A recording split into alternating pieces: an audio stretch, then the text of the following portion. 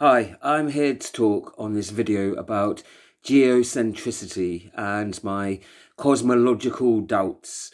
Just to give you a quick definition, geocentricity refers to the belief that the sun and the moon orbit around the earth, as opposed to heliocentricity, which is when the earth travels around the sun, the opposite belief. Geo comes from the Greek, translating as earth. I, to be honest, had never really thought about it that much. I suppose it's not something that is an important thing in your day-to-day life. The type of jobs I did, cinemas and shops, call centres and festivals, apart from the festivals, it's not really something that comes up in discussion much. So you tend not to really think of it a lot, really. When I first thought about it, and was during a rambling holiday about 5 years ago. So I'm a city guy, and I spend nearly all my time, therefore, in huge urban areas. I see very little of the sky. I spend very little time stargazing. But on this rambling holiday, I was camping each day for a month or two. And I was therefore looking up at the stars quite often, as you do in the campsite. You're there looking up, and it tends to make you think about things when you're seeing them more regularly. And I'm seeing the sunrise and the sunset every day for 40, 50 days. So it's something that you naturally tend to think about, because I think I was exposed more to looking at the stars and the sun's rise and the set, and therefore just being around the natural elements as well. It made you question things that you perhaps hadn't really thought about before. So I think probably, I suspect, like most people, it's something I hadn't thought about. It didn't have a big significance on my life. But it was from that time onwards that I actually had my doubts and about whether the accepted normal theory that's mostly dominant now here, at least, most people tend to believe, and whether that was really the truth, whether that was actually acceptable. And I suppose that's what sort of like were the seeds at that time. And in those last 5 years, those seeds have grown. I wouldn't say they've flourished into a tree, and I certainly am not in a position now where I have all the answers. I'm sort of now, I guess, I believe in geocentricity, but I'm not like a die-hard believer in it. If I was given convincing enough arguments against it that I could understand, then I could easily, I'm sure, be persuaded not to. But at the moment, the evidence that I've come to look at over the years, that I can understand clearly, seems to me to suggest the geocentric view. And I'm going to explain the reasons why that is. But I'm no scientist. I studied language. I didn't complete my course in that even. So my area of expertise is not physics, it's not astronomy, and it's not mathematics. So I'm not really scientifically able to sort of accurately assess all the information. But I think I kind of don't want to get into that, because it's not my field of expertise really. But I kind of want to go around all those things and look at how it's look at the implications for us in terms of our anthropology and our culture, and how it affects our thinking psychologically, philosophically, and theologically, and all the different ramifications, the implications of that. And I also want to study and examine why it is that people have the beliefs that they do at the moment. So I'll come on to that in a moment. Just to give a brief history, as far as I understand it, and I may be wrong, but as far as my research found, with a few notable exceptions, and there are just a few. I think one of the more famous ones is a guy called Aristarchus, if I pronounce that right. Aristarchus, who famously believed in heliocentricity, that the sun travels around the earth. Sorry, no, heliocentricity. Yeah, that the Earth is travelling around the sun. Sorry, got the wrong way round. But virtually all recorded cosmologies up until the 16th century are recorded as geocentric, actually. We don't know about Aboriginal beliefs so much, of course. They tended not to keep accurate written records. Or when they do have some, there's a poverty of people that are there and able to translate. So, like, for example, hieroglyphics of ancient Egypt, of course, we may have access to those, but who is there that understands and can give an accurate rendition of its original meanings? So we can't say everybody everywhere believed in geocentric views, but of those records that existed, certainly in China up until the 19th century, geocentric view was dominant. And certainly even in Europe, with its Greek legacy, inheriting all of that from the ancient Greeks, there was a geocentric dominance there, of course. In actual fact, something that was key to Aristotle's mathematical searches. He was also a mathematical philosopher, of course. But his view was very much geocentric, and a great many other philosophers, including Plato and others, who all believed in geocentric. And no wonder, because it was the predominant view of ancient Greece at that time, and that's reflected in their philosophical works and their scientific works also, of course. Something that Europe and later the world, of course, inherited, and something that was built upon, I think I pronounce it right if I say Ptolemy, perhaps, who was a Greek scholar, but living in a Roman province about 1900 years ago. And he wrote a very an in-depth account justifying the reasons, all the different scientific reasons why he believed in the geocentricity. And there have been a huge number of other notable philosophers and thinkers that we could talk about back then, but they seem to be the most memorable. And right up until the 16th century, therefore, not just in Europe and in China, but in the Arabian Peninsula, in the Ottoman world, the most dominant theory was geocentric. Up until, of course, we've got Kepler, we've got Galileo, famously, of course, who's not just someone in a Queen song, I'm told, but with his use of the telescope and the increased level of technology at the time, they came to study and believe in the heliocentric model, which became much more popular. And over the last 200 to 300 years, that's gradually grown to the point, escalating now, where it's reversed, where geocentric totally dominated heliocentric right up until the 17th and 18th centuries. And at that point, there was a sort of turning point where there was a real battle between the two contradictions, the two contradictory theories. So there's a sort of synthesis going on, really, this sort of tug of war between the heliocentrics and the geocentrics. And of course, the heliocentrics won that argument, so it seems, so that the vast majority of modern physicians believe in heliocentricity. So therefore, that's why it's taught in mainstream schools and universities today, of course. So, but of course, prior to the 17th century, what would have been taught in various schools and various homes would have been geocentricity, and that was the common belief of the great majority of people. It's probably not quite everybody that believes in heliocentricity today. I imagine there are parts of the world where people don't have access to studying and they're not so involved in that intellectual debate, where they probably don't. It's either something they don't think about, or they tend to maybe assume geocentricity. There's a reason why they might tend to assume that one more, because actually, and I'm going to come on to that in a minute, because actually the evidence appears to suggest that in terms of our visible evidence.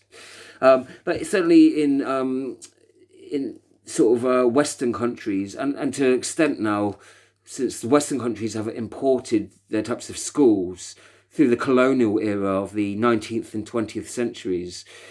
Certainly a majority of people in many countries of the world now probably do believe in the heliocentric model. So that's become the global dominant model now, in fact, replacing the geocentric model as the dominant one in just 200 to 300 years, arguably 100 to 200 years, right? However, the battle's far from won, the argument's far from over. In America, for example, a recent 2014 study showed, carried out by the Science Foundation, interviewing 2,200 people, 2012 it took place, sorry, and this recorded that 26% of Americans reported to still believe in geocentric views. That's about 1 in 4, a quarter. So you've got a majority in America, according to that study, that believe in heliocentric, but it's still not a complete majority, 75%. And I think 25% is a reasonable size minority that still believe that. I don't necessarily think that's reflected in Europe. I would expect that to be much, much lower in Europe, just because there are big religious differences. People tend to be much more church-going and Bible-based in parts of America, especially in the middle, less in the east and west coasts. But in Europe, much, much less so, I would have thought, than in America. I would expect it to be more like 80, perhaps probably more like 90, 95% of people that believe in heliocentrics, or of adults. It could even be 95, 98, 99, something right up there. So it could be a really big majority for heliocentrics, and I really would expect that. So it's until just a few hundred years ago, that's when the real big change occurs, of course, with Newton and Kepler and Galileo and various others, and Copernicus, I forgot. So, I'll do a later video where I do look more into the scientific study of it, because I think obviously that's a crucial part of it. But there's a lot of other different parts of this as well to look at. I just want to go straight on to the theological point of it as well, because I think that is a big point of it, actually. A lot of people say, actually, that a few hundred years ago, the reason why most people believed, in Europe especially, in geocentric is because of their religious beliefs, actually. So most people use the Bible or their religious beliefs to justify their belief in a stationary Earth, and in the Earth having the sun orbit around it. Well, of course, I really don't think that's true. I think that there's a degree of truth in that, but it's not the whole truth. Obviously, there were certainly lots of people that were in various different denominational churches. Probably there were higher pew numbers back then. At the same time, however, there were a large number of pagan people that also believed in geocentric beliefs. So if you go right back to classical antiquity, through the Roman era, right back to Greece, people who were pagans and believed in a whole pantheon of different gods, they also believed in geocentric beliefs, in fact. So I don't think you can just say it's only down to that religious belief. And then there were even atheists that also believed in that. And I've met certainly atheists today that still believe in geocentric views. And there's many, of course, that don't. So I don't think it's only the religious element that has a factor, but I certainly think that has some influence. But I don't think that was the only reason for people having that belief. I personally think most people had that belief because it's something that seems self-evident when you look at it, of course, right? But the scientists, at least the mainstream scientists today, would argue that back then they didn't have an advanced science because technology hadn't advanced enough for them to allow them to study the evidence enough in terms of having telescopes, in terms of being able to have access to look at enough evidence for them to come to their current conclusions. So there's various reasons why things change. But looking at it from a theological perspective, it's a very interesting thing, because if you break down the population globally of the world, roughly you've got about 1 in 6 or so that are from a denominational Judeo-Christian belief, or whether that's Catholic, Protestant, or a whole variety of different kind of sects. Then, of course, you've got about 1 in 6 who have got various Muslim beliefs, and then there's a large amount of Hindu beliefs. Of course, majority of those are in India. Then, of course, there are other Buddhist and other Eastern beliefs, just too many to mention, Confucius and Jainism and Taoism and Taoism and all the rest. And then there's a lot of folk and pagan beliefs too, of course. And then there are those that have agnostic beliefs or different collections to various collections of different group clusters of different beliefs.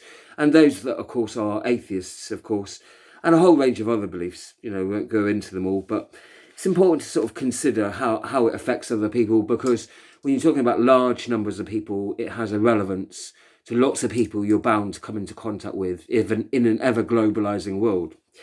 In terms of the theological position, does it affect someone? And I'm going to be looking at the Abrahamic faiths, the Muslims, the Jews, and the Christians. Does it affect their view if some of the texts do make reference to a sun as orbiting the earth, or as a stationary earth? Or can they reconcile these views of their scriptures with heliocentric modern views today? Is it compatible to have and believe in both things? And if so, how is that? Is that a contradictory thing, or is there a genuine way that they're able to live and that they can see that the two beliefs fitting together for them? And how are we able to reconcile those? If we can say that there are those quotes within various scriptures saying that the earth is stationary, that the sun rotates the earth, if that's the case, then if we accepted that heliocentric views are true, does that mean those scriptures therefore are unscientific and invalid, and therefore illegitimate? And then what does that say? If that's wrong, what else could be wrong within the scriptures, right?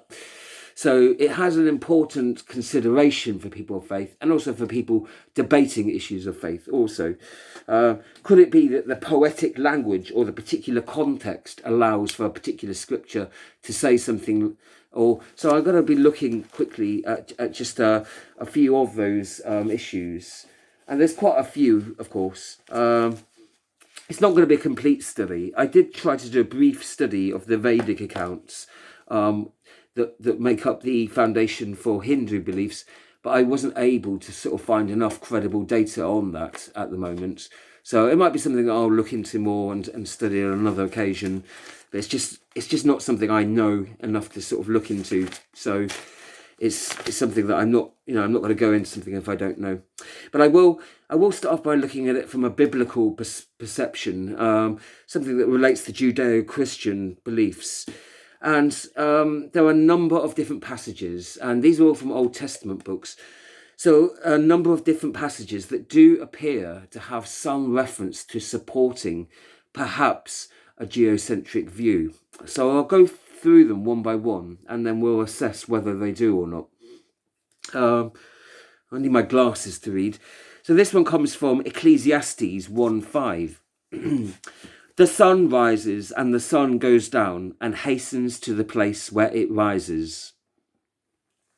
It's talking about the movement of the sun here, rather than the movement of the earth.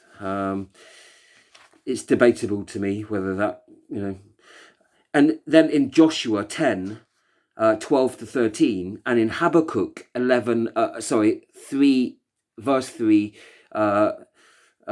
chapter 3, verse 11, a miracle is reported as the sun temporarily stops its journey, being temporarily stationary. I don't know if you recall the story in that the miracle occurs where the sun is made to stop its journey across the sky, so that it stands there without moving for a while. And that would appear as a miracle, wouldn't it, of course?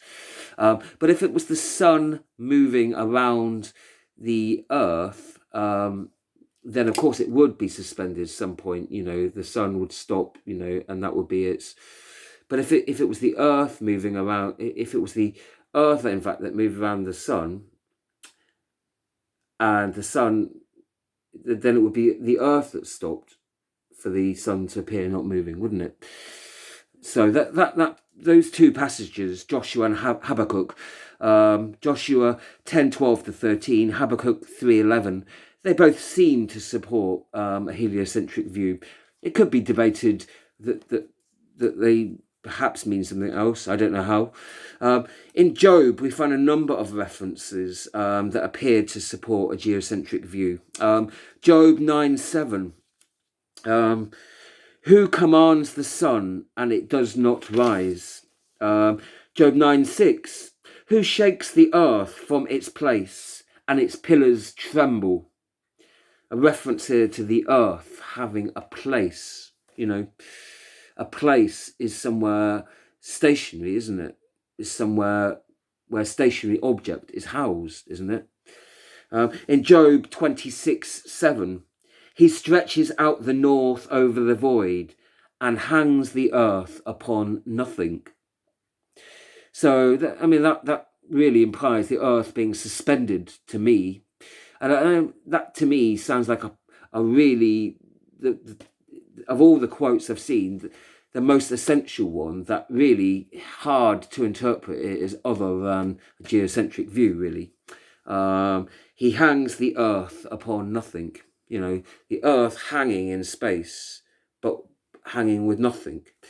There are those people that might say it's poetic language, and Job does have its poetic realm about it as well. So then we've got 1 Chronicles 16:30.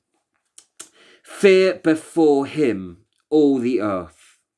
The world also shall be stable, that it be not moved. And there is some debate from my research about this word stable and whether it actually was originally translated from a word in Hebrew meaning established. The world also shall be established, rather than the world shall be stabilized, that it be not moved. Quite hard to know, really, because unless we have access to the original Hebrew, and we're scholars in that, we're looking at perhaps a translation of a translation of a translation here. So, it's quite hard to know if that is an accurate rendition or not. In Psalm 93:1, it says, "The Lord reigneth, he is clothed with majesty.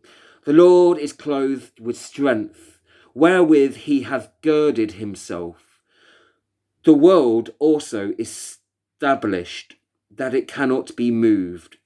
Again, there was some debate here about established, whether that was meant to be translated as established rather than stabilized, so which would have a very different kind of meaning.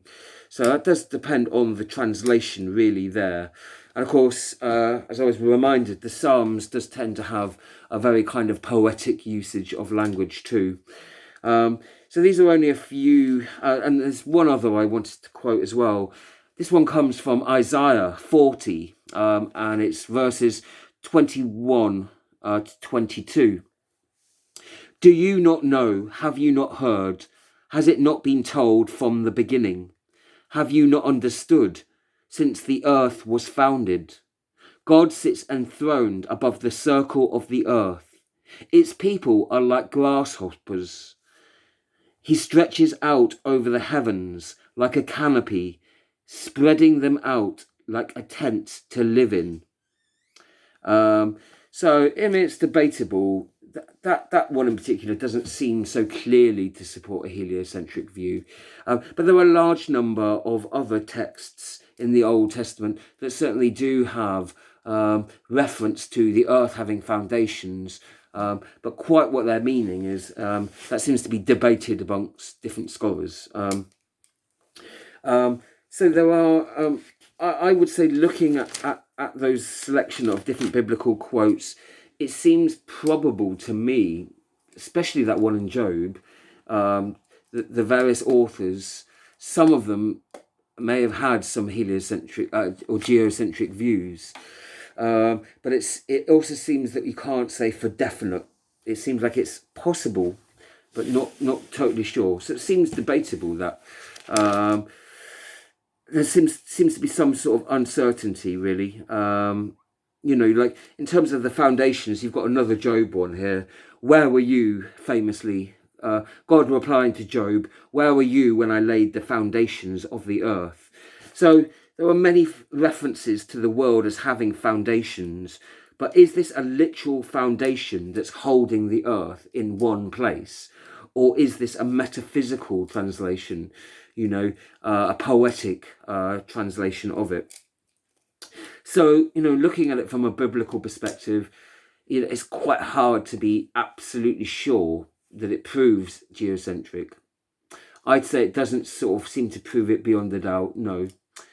So you can't really find evidence to support heliocentric or geocentric views biblically, really.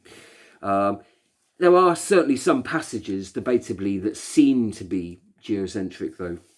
But there's certainly debate within that. When we look at the Quran, however, on the other hand, the Quran, quite differently, looking at a number of passages, it actually does seem to be firmly geocentric, and it would be very hard to see it otherwise, in fact. There are numerous passages within the Quran that actually do seem to have a geocentric reference point. So I'll read just a few of them. I wouldn't have time to read them all. So this one from the Quran is a surah, Al-Anbiya. I don't know the pronunciation. 21:33. And he is the one who created the night and the day, and the sun and the moon, each in its orbit. And another from Surah Al-Zumar 5. He created the heavens and the earth with the truth. He wraps the night around the day, and wraps the day around the night, and has made the sun and moon subservient, each one running for a specified term. Is he not indeed the Almighty, the endlessly forgiving? So note here that the description of the sun and moon as being subservient to the earth, and not that the earth is subservient around the sun. So here's another one from 31:29. Do you not see that God causes night to enter the day, and causes the day to enter the night? And he has subjected the sun and moon, each running its course for a specified term, and that God, with whatever you do, is acquainted. So the reference to the sun and moon's orbits as being visible here. Some have indicated that this must refer respectively to the orbits of the sun and the moon, rather than the sun's alleged galaxy movements, the alleged 225 million year orbit of the Milky Way. That actually is not visible to the eye. It's not something you could see as a sign itself. So this passage has an expectation that its readers can know these things through seeing the various signs, thus seeing the night turning into day and the day into night, and the moon and the sun's respective orbits. Indeed, in the Quran, there are many passages that refer directly to the sun and moon's movement, yet there are none for the earth. And this is actually true for the Bible as well. There's not a single passage you find that refers to the earth moving in any sense. And yet, of course, there are a number that seem to refer to the earth as being in some sort of foundation or some sort of fixed place, of course. So neither the Quran nor the Bible have a single passage that refers to any movement of the earth whatsoever. In the Quran, we've got both the sun and moon talked about in reference to day and night cycle. And here's another one. A token unto them is night. We strip it of the day, and lo, they are in darkness. And the sun runneth into its resting place for him. That is the measuring of the mighty, the wise. And for the moon we have appointed mansions, till she return, like an old shrivelled palm leaf. It is not for the sun to overtake the moon, nor doth the night outstrip the day. They float each in an orbit. So clearly here, the reference is to the sun, nearly always in the context of night and day, as in other passages. Both the sun and moon are talked about in this cyclical reference. And the reference to the resting place for the sun here, presumably, is the sun setting. And the moon's mansions, suppose, I would assume, are the different phases of where it's travelling through, but different parts of the sky, perhaps. And there's just a couple more passages from the Quran. Have you not seen how your Lord spread the shadow? If he willed, he could make it stationary. Then do we make the sun its guide? So here, it's basically saying that the sun is referred to as the guide to the shadow. Of course, the sun's rays is what casts the shadow, isn't it? So by making the sun stop, this would prevent the shadow from lengthening or shortening, rather than by making the earth stop. So it doesn't mention anything to do with the earth stopping, but rather the sun being made stationary. So it seems like all of so many, just numerous Quranic passages that explicitly do refer to the sun travelling and orbiting around the earth. By the sun and his brightness, and the moon when she followeth him. Quran 35, 11, 13 refers explicitly to the pairing of the day and night and the sun and moon in the same passage that it refers to man and woman who are also paired. So it's obviously saying that it's a sacred pairing, the sun and moon in terms of their orbiting. The sun's direction of movement referred to in 258 is also another one. And in this passage, Abraham is reported to say to a disbelieving king, it is God who rises the sun in the east and not the west. And Abraham says, my Lord is he who giveth life and death. And then he, the disbelieving king, replies, I give life and death.